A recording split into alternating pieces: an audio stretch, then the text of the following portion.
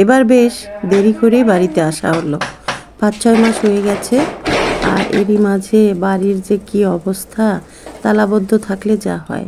আসসালামু আলাইকুম ভিউয়ার্স, কাছে দূরে যে যেখান থেকে দেখছেন সকলকে জানাই আমার প্রাণঢালা শুভেচ্ছা। এই তো বাড়িতে আসছি, গ্রামের বাড়িতে, শ্বশুর বাড়িতে। তো বুঝতেই পারছেন গতকাল সন্ধ্যায় এসেছি আমরা। তো সন্ধ্যা থেকে রাতে 10টা-11টা পর্যন্ত সব একটু গুছিয়ে পরিষ্কার করে নিয়ে রাতে থাকার মতো অবস্থা করে, অবশ্য সব কিছুই ভালো থাকে, পলিথিন দিয়ে, কাপড় দিয়ে, বেডশিট দিয়ে ঢেকে রেখে যায়। শুধু একটু ধুলাবালি পড়ে, টিনের নিচে দেওয়া আছে হলো সিলিং চাটাইয়ের, সেগুলো থেকে একটু ধুলাবালি পড়ে, তো সেগুলো একটু পরিষ্কার করে মুছে নিতে হয়। তো সকালে উঠে ঘুম থেকে উঠে একটু নাস্তা করে নিয়েছি, তো সেই ভিডিওটা আর দিলাম না। সাথে ছিল ডিম ভাজি, সবজি, মানে আলু ভাজি আর রুটি, সিম্পল নাস্তাটা। সাথে কিছু গেস্টও ছিল, তো সব কিছু করে মানে গেস্ট বিদায় করে এখন আমরা একটু চা খাবো। তারপরে বেশ কিছু কাজ আছে, আরও বাজার করা লাগবে, সব কিছু মিলিয়ে অনেক কাজ। তো বাড়িতে গেলে সাধারণত 2-3 দিন কিন্তু ফুরসতি পাওয়া যায় না। আর এবার এসেছিলাম, আমার মাও একটু অসুস্থ হয়েছিল, তাকে একটু দেখতে বেশ কিছুদিন আগে থেকেই আসতে চাচ্ছিলাম। তো শীতের কারণে নিজেও তো খুব একটা সুস্থ না, তো শীতের কারণেই কিন্তু আসা হয় নাই।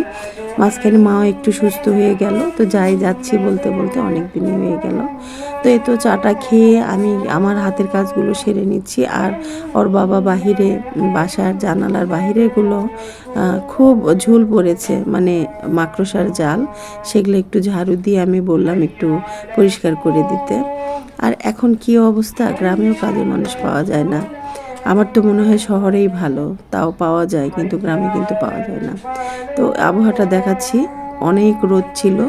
আর শীতের দিন রোদ থাকলে আর শীতকে শীত মনে হয় না। তো আমি কিছু কাপড় মানে কাঁচা হয়েছে, ওর বাবাই কেচেছে, সেগুলো কাপড়গুলো একটু নেড়ে দিতে হবে, তাই একটা বাহিরের তার টাঙানোর ব্যবস্থা করছে। আর আমি চলে আসলাম। বা এর মাঝে কিন্তু আমরা মানে গ্রামের মধ্যে যে দোকান থাকে বা বাজার থাকে, বাজারও বলা যেতে পারে, সেই দোকানগুলোতে সব কিছুই থাকে। তো সে দোকান থেকে আমাদের মানে সব কিছু বাজার সদাই করে নিয়ে আসলাম, মোটামুটি যতটুকু লাগবে আর গ্রামে যতটুকু পাওয়া যায়। তারপরে সান্তাহার গেলে বা বাজারে গেলে, বড় বাজারে গেলে সেখান থেকে আনুষঙ্গিক জিনিসগুলো নিয়ে আসলে ভালো হয়। তো আমরা কিন্তু ট্রেন থেকে নেমেই বড় কোনো মুদির দোকানে, স্টেশনেই কিছু বাজার করে নেই, যেগুলো মানে শর্টকাট, যেই লাগবে, যেমন চা পাতা, চিনি, দুধ। এটা তো আমাদের মানে চা না খেলে, ভাত না খেলেও চলবে, চা খেলে চলবে, না খেলে চলবে না।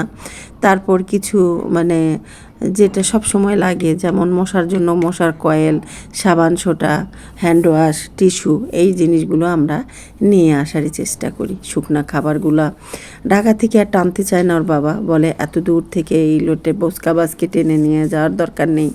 স্টেশনে নেমেই ছোটোখাটো একটা বাজার করে নিয়ে আমরা বাসায় ঢুকি।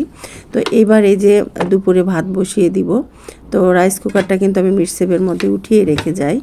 এটা আমার বাসার পুরাতন রাইস কুকার, কিন্তু খুব সুন্দর চলে।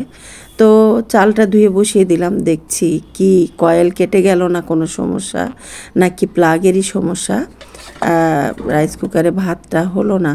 তো ওর বাবা বলতেছে এখন দেখতে পারবো না, আমি অন্য কাজে ব্যস্ত, তুমি হাঁড়িতেই রান্না করো। তা আমি হাঁড়িতে বসিয়ে দিলাম গ্যাসের চুলাতে। তো এই ভিডিওটা আমি যখন মানে করি তখন কিন্তু আমার গ্যাস সিলিন্ডার মানে শেষ হয়ে যায় নাই, ছিলই, কিন্তু আমি আসার 2 দিন আগে আমার গ্যাসের সিলিন্ডার শেষ হয়ে যায়, কি যে বিপদ। তো ওই 2 দিনের জন্য গ্যাসের দামও কিন্তু অনেক চড়া, আর আমি গ্যাসের সিলিন্ডারটা ভরাই নাই। পরে খড়ি চুলা আর ইলেকট্রিক চুলা এগুলোতেই রান্না করেছি। মানে এবার এসে আমার বাড়িতে বেশ কিছু কাজ হয়েছে, তাছাড়া মাকেও দেখা হয়েছে, কিন্তু সমস্যার মধ্যে গ্যাসের সিলিন্ডার শেষ হয়ে গেছে আর আমার রাইস কুকারটা চলছে না। তোর বাবা কিন্তু এবার দেখার সময়ই পেল না, অনেক ব্যস্ততা কাটে বাড়িতে আসলে, মনে হয় কোনো কাজই তো নেই, আবার যে ঘুরবো ফিরবো, কিন্তু অনেক কাজে ব্যস্ত থাকা লাগে, নিজে চোখে না দেখলে। আসলে অনেক দিন পরে বাড়িতে আসলে টুকটাক অনেক কিছু থাকে, সেগুলো করতে হয়।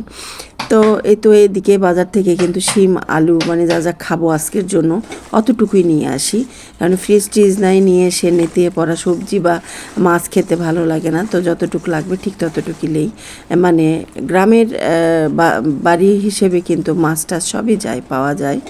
তো এই তো শুধু বাড়ির উপরে মুরগিটা আসলেই হয়তো। তো মুরগিটা আসে না, তবে আশেপাশে ফার্ম আছে, তাদের কাছ থেকে পোলট্রি মুরগিটা খেলে নেওয়া যায়। তো আমি এখানে বাটা মাছ নিয়েছিলাম, সে বাটা মাছ কেটে ধুয়ে বেছে এই যে শিম আলু রাঁধুনির পাতা নিয়ে এসেছিলাম, সেটা দিয়ে চচ্চড়ি বসিয়ে দিয়েছি। আর ছোটো সাইজের একটা ইলিশ মাছের বাবা ফ্রাই খেতে চেয়েছিল।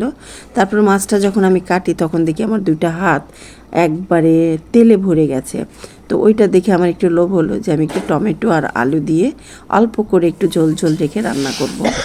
যেহেতু একটা চচ্চড়ি করছি, সাথে ডাল বা মানে একটু ঝোল না থাকলে ওর বাবা বা আমারই বেশি কষ্ট হয়, মনে হয় কি গলার নিচে খাবার নামে না, গলায় আটকিয়ে যায়। তো একটু ঝোল ঝোল করলাম, যেটা দিয়ে খেতে খুব দারুণ হয়েছিল। আর এই তো টুকটাক কাজ আর দেখালাম না, অনেক কাজই হয়েছে, ধোয়া মোছা পরিষ্কার পরিচ্ছন্ন থাকার মতো আমরা থাকবো 4-5 দিন। এর মতো আমরা বাজারও করে নিয়েছি, তারপরে ঘরদোরও পরিষ্কার করে নিয়েছি। তো গ্যাসের চুলায় দিয়ে ফুটুস করে 2টা রান্না তরকারি আর ভাতটা হয়ে গেল, হাঁড়িতেই রান্না করে নিলাম। তো এবার খাওয়ার পালা। তো বিসমিল্লাহ বলে ওর বাবাকে খাবার দিয়ে দিলাম, আর এই যে আমিও খেয়ে নিব। আর এরপরে বেরিয়ে পড়ব, আমার মায়ের কাছে যাব, মার সাথে দেখা করতে যাব। তো কেমন লাগলো ভিডিওটি? সকলে ভালো থাকবেন, সুস্থ থাকবেন, আমাদের জন্য দোয়া রাখবেন। আল্লাহ হাফেজ, শুভ দুপুর।